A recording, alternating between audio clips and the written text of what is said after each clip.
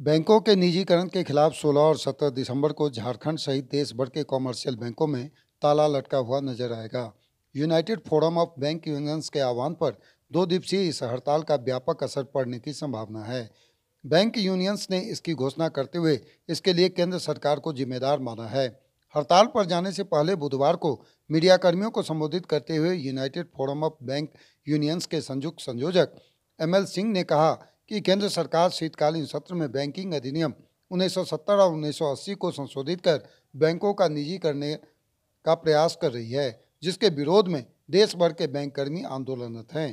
इधर बैंक कर्मियों के हड़ताल के कारण झारखंड में इसका व्यापक असर होने की संभावना है। राज्य भर में 3215 कॉमर्शियल बैंक हैं और 3285 ATM हैं, जिसमें 24,758 कर्मचारी कार्यरत हैं।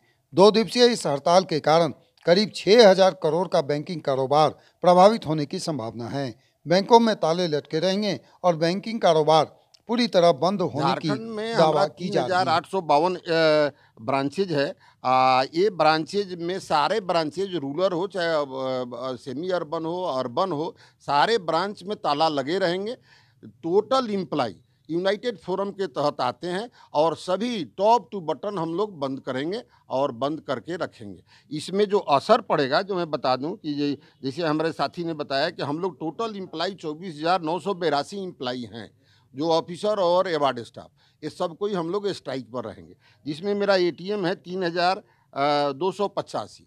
वो रुपया रखने के लिए रख दीजिए, लेकिन उस ज़्यादा रुपया काम नहीं करेगा। कभी भी अगर देखिएगा कि किसी चीज़ की स्कार्सिटी होती है तो डिमांड बढ़ जाता है। तो देखिएगा कि जो स्थिति जो अगर आज बनी हुई है, आज रुपया डलाएगा, कल 10 बजे तक 11 बजे तक रुपया ख़त्म हो जाएगा। 2 दिन जो परेशानी होगी, वो जो मेरा ATM बता रहे हैं उसमें परेशानी होगी। मैं आगाह करना चाहता हूँ आप लोगों के माध्यम से कि अगर सरकार चेती नहीं, अगर विधेयक बिल अगर ला दी तो हम लोग अनिश्चितकालीन स्ट्राइक पर जाएंगे। इसमें हमारे सपोर्ट में और सभी पॉलिटिकल पार्टी के लोग भी हैं जो हम लोगों को सपोर्ट कर रहे हैं। आए दिन हम लोग ये कोशिश करेंगे कि पब्लिक और पार्टी भी हम लोगों के सपोर्ट में आए। यही मेरा काम है। झारखंड में 6,000 करोड़ की जो है कारोबार बाधित होने की संभावनाएं हैं।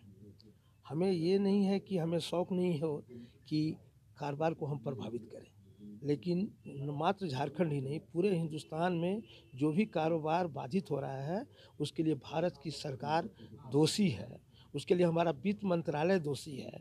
क्योंकि इन सभी चीज़ों के लिए हम आज नहीं, एक लंबे समय से, जब से नई उदारवाद की नीति आई तब से हम अभी तक 59 स्ट्राइक कर चुके हैं। आप जबकि देख रहे हैं कि ऐसी जब परिस्थितियाँ आएगी, जब हमारे देश को बेचने की साजिश होगी, जब हमारे एक जगह आप अन्नदाता की बात करते हो, हमारे जो पूंजी के जो जो जमादाता हैं, जिनकी एक एक पैसे हैं, जिनका हमारे पास 80% पूंजी पड़ा हुआ है, उनकी पैसा को जब लूटने की जब साजिश होगी तो ऐसी जवाबदेही में जो मैं तो कहता हूँ कि आज जो कुछ भी हो रहा है इसके लिए पूरी की पूरी जवाबदेही हमारी केंद्र की सरकार है, वित्त की मंत्रालय है। हम तो खुल के पूछना चाहते हैं कि भाई आखिर ये जो हेयर कट के माध्यम से आखिर जो राइट ऑफ करने का आपको किसने हक दिया? क्या भारत के पार्लियामेंट ने हक दिया है? क्या भारत के सुप्रीम कोर्ट ने आपको हक दिया है? आपने IBC code so much thing आपने बना लिया है, अर्थात कि आप अपने कानून बनाते हो और अपने आप राइट ऑफ कर देते हो। पैसा के कोई 10 रुपये लेके चला जाता है तो उसके लिए पनिशमेंट है, और जो है आज पिछले दिनों ही सरकार के समय 10 करोड़ 70 लाख करोड़ होता है, उसके लिए कोई नहीं जवाबदेह है।